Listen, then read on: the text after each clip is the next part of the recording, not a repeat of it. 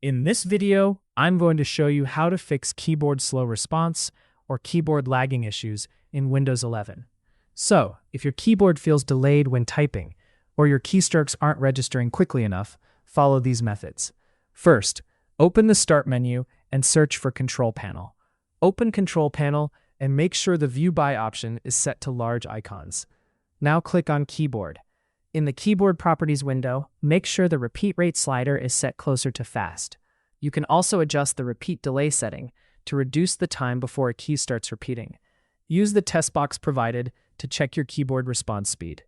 Once you're happy with the settings, click Apply and then click OK.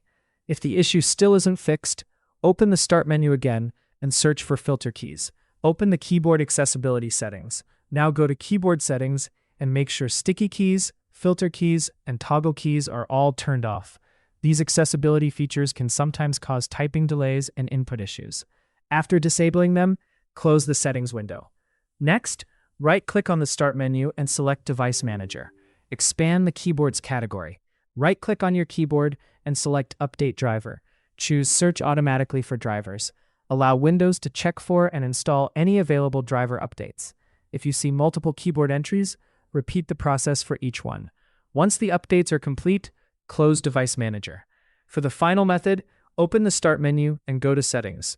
Select Windows Update from the left-hand side. Click Check for Updates. If any updates are available, download and install them. Windows updates often include performance improvements and bug fixes that can resolve keyboard issues. After installing updates, restart your computer. Once your PC restarts, test your keyboard again. In most cases, one of these methods will fix keyboard lag, delayed typing, or slow keyboard response issues. And that's how to fix keyboard slow response or keyboard lagging problems in Windows 11. If you found this guide helpful, consider leaving a like and subscribing for more Windows troubleshooting tutorials.